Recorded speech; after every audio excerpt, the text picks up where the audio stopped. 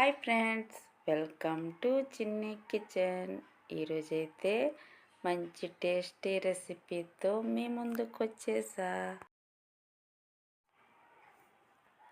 Tasty recipe అన్నది ఆనపకాయ చూపిస్తుంది ఏంటి అనుకుంటున్నారా? ఈ ఆనప చూడండి ఎన్ని కాయలు వచ్చేసిందో, అన్నీ లేతగా ఉన్నాయి, చాలా చాలా బాగున్నాయి. ఇది మాకు తెలిసిన వాళ్ళు ఆనపదనమాట. ఈ చెట్టుకి కాయలు కోసుకెళ్ళమన్నారు మమ్మల్ని. మేమైతే లేత కాయలు ఎక్కడున్నాయని దిగుతున్నాం. ఆనపకాయ మటన్ బోన్స్ కర్రీ చేయడం కోసం నేను మంచి లేత ఆనపకాయని కోసుకొచ్చాను. ఈ ఆనపకాయకి తొక్కనంతా గీసేసుకుని చిన్న చిన్న ముక్కల్లా కట్ చేసి పెట్టుకోవాలి. ఇవైతే మటన్ బోన్స్ అన్నమాట. మటన్ బోన్స్ ఆనపకాయ కర్రీ సూపర్గా ఉంటుంది. మటన్ బోన్స్ ఆనపకాయ కర్రీ ఎప్పుడూ ట్రై చేయకపోతే ఇలా ట్రై చేయండి, సూపర్ టేస్టీగా ఉంటుంది. కుక్కర్ పెట్టుకుని 1 స్పూన్ ఆయిల్ వేసుకోవాలి. 3 పచ్చిమిర్చి, 1 ఆనియన్స్ కట్ చేసి వేసుకోవాలి.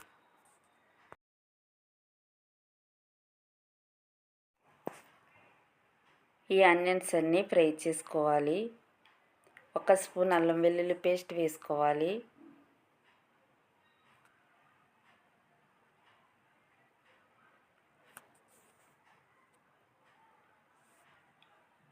ఇవన్నీ ఫ్రై అయిన తర్వాత మటన్ బోన్స్ వేసుకుని ఒకసారి కుక్కర్ మూత పెట్టుకుని కుక్ చేసుకోవాలి.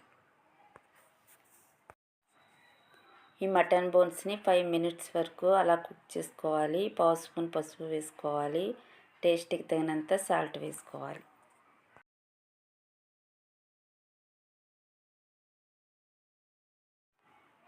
ఈ మటన్ బోన్స్ కొద్దిగా కుక్ అయిన తర్వాత 2 స్పూన్లు కారం వేసుకోవాలి.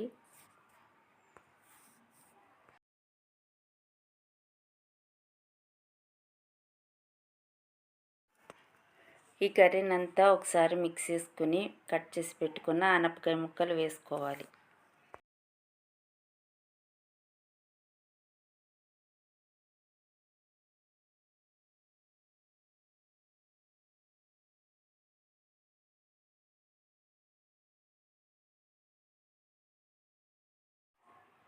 ఆనపకాయ ముక్కలు వేసుకున్న తర్వాత కర్రీని మరొకసారి మిక్స్ చేసుకోవాలి.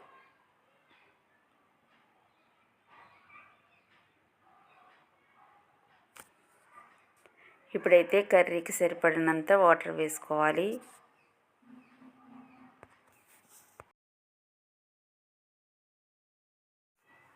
కుక్కర్ మూత పెట్టుకుని విజిల్ పెట్టుకుని 10 విజిల్స్ వచ్చే వరకు కుక్ చేసుకోవాలి. మటన్ బోన్స్ కదా, విజిల్స్ ఎక్కువ వస్తే మటన్ బోన్స్ మంచిగా ఉడుకుతాయి. చూడండి కర్రీ అయితే రెడీ అయింది. ఇప్పుడు కొద్దిగా చింతపండు రసం వేసుకోవాలి. ఈ కర్రీలో కొద్దిగా చింతపండు రసం వేసుకుంటే చాలా టేస్టీగా ఉంటుంది. చింతపండు రసం వేసుకున్న తర్వాత 5 మినిట్స్ కుక్ చేసుకోవాలి. కర్రీ అయితే రెడీ అయిపోయింది. 2 స్పూన్ల మసాలా పొడి వేసుకోవాలి. మటన్ బోన్స్ ఆనపకాయ కర్రీ అయితే రెడీ అయిపోయింది. టేస్ట్ అయితే సూపర్గా ఉంటుంది. ఇప్పుడైతే సర్వింగ్ బౌల్లోకి తీసేసుకోవాలి.